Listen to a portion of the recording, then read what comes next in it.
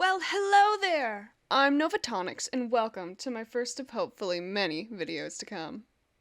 In this video, I will be experimenting with what kobolds could look like if they originated from different environments.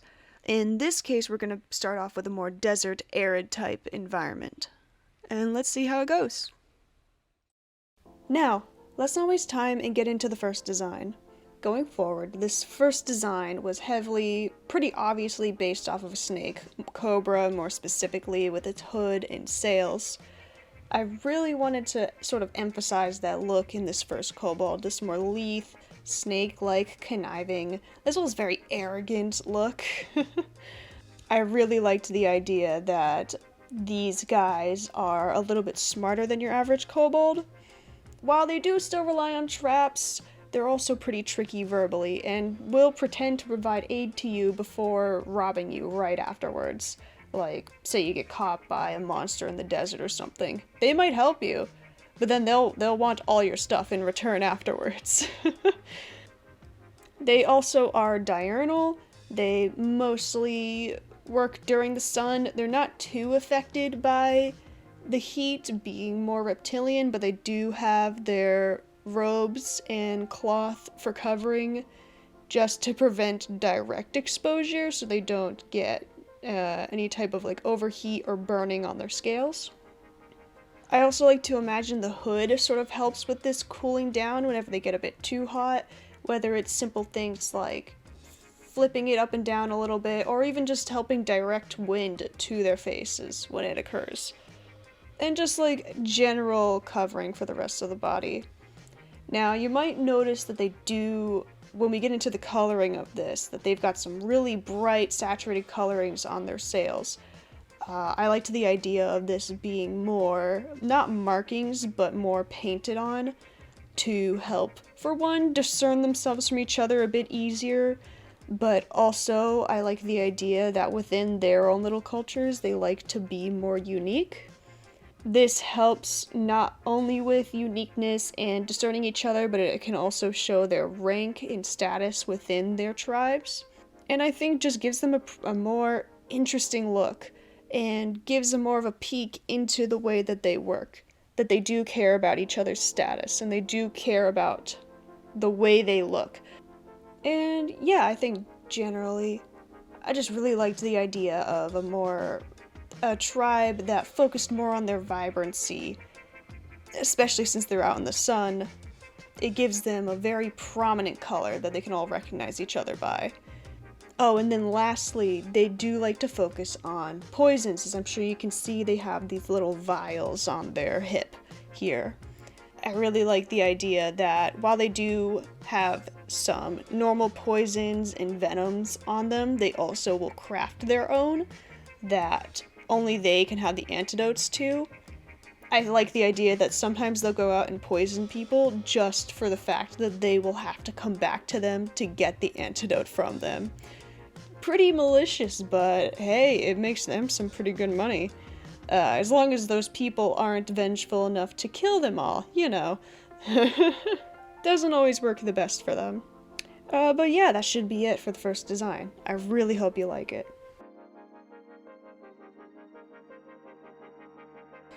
Right off the bat, when I made these guys, I immediately knew I wanted one that was faster than the others or designed for more speed, running across the desert at night.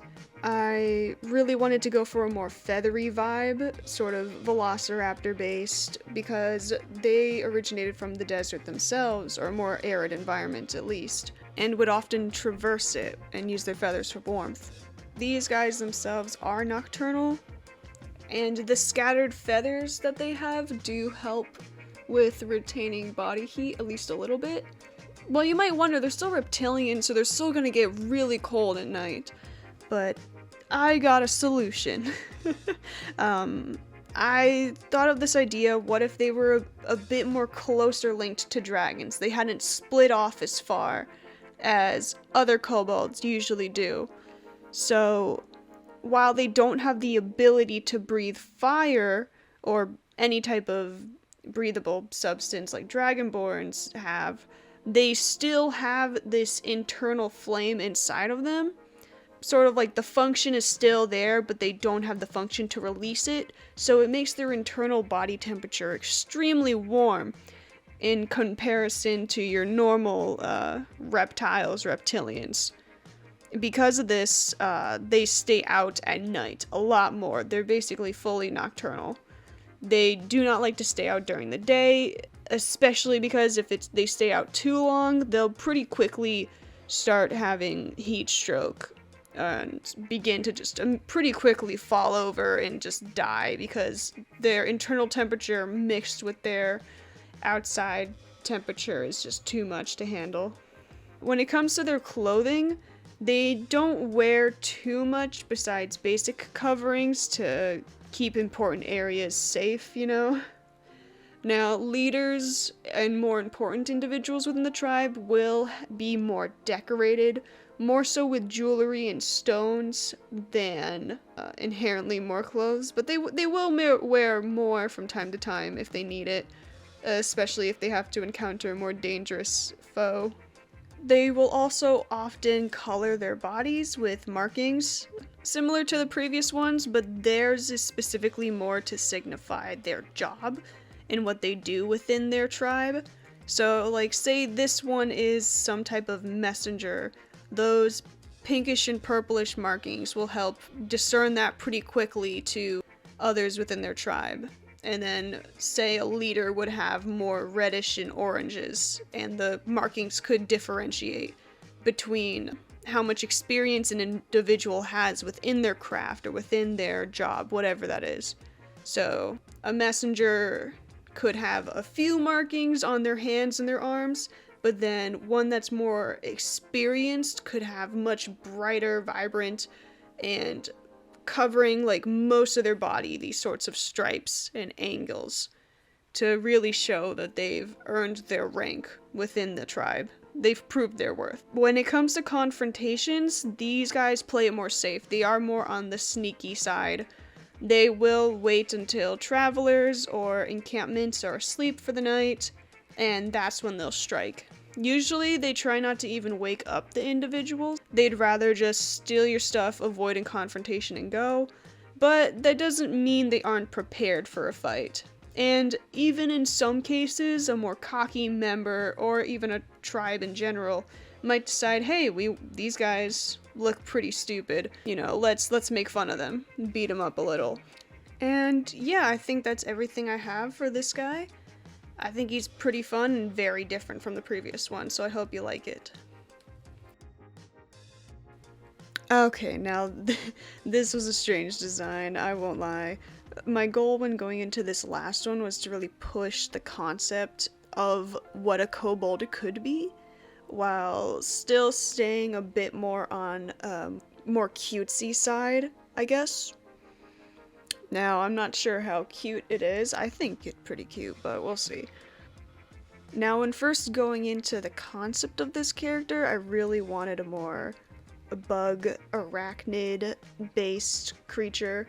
Multiple eyes. Wanted to try and mess around with a scorpion tail, sort of see how that would look.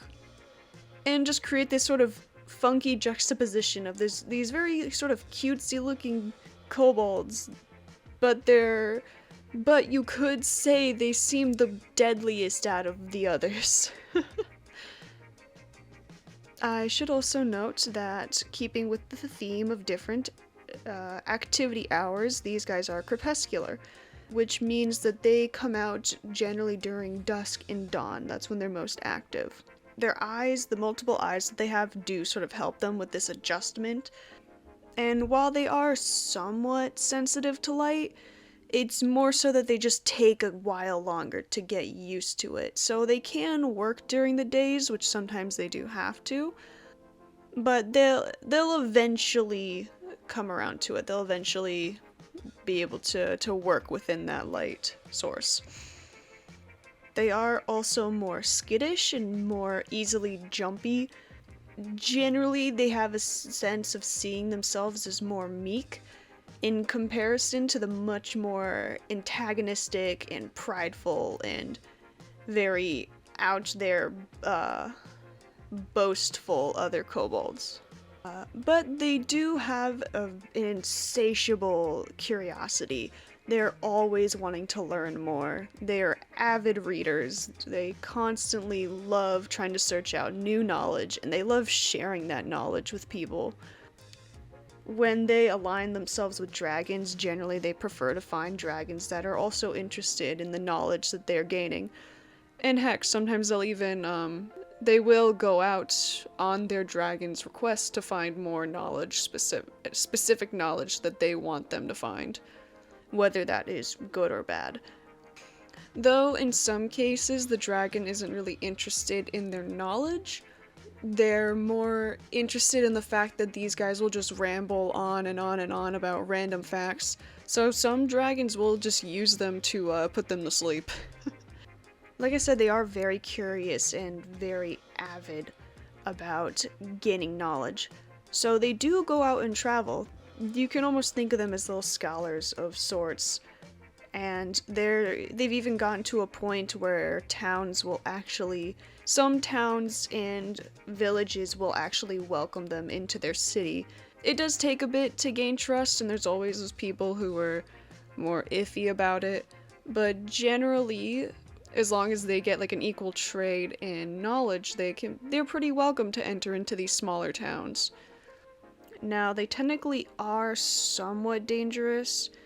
I mean, like, yes, they technically are venomous. Their tail does carry venom, but generally they really don't like getting into scuffles. If anything, they'd much prefer to rely on magic than any type of physical combat. Most of the times, whenever they do actually attack someone with their tail, it's in self-defense or by accident if you've startled them. And usually they try to make a habit of having some anti-venom around that they can use to help people whenever those accidents occur. They are very reactionary creatures. Now, they are sort of seen as like the oddballs of the group. They're generally not taken seriously by other kobolds. In fact, a lot of times they're often made fun of or poked at, though it can't be denied that there are times where they will take one of them in or kidnap one of them, because they do carry very valuable knowledge, and at the end of the day, that can be pretty important. And yeah, I really hope you enjoyed this final design. And yeah, thank you so much for watching my video. I really hope you got something out of the kobold subspecies I've made, and maybe even get to implement them into your own games. I'd love to hear any ideas or concepts you have in the comments below.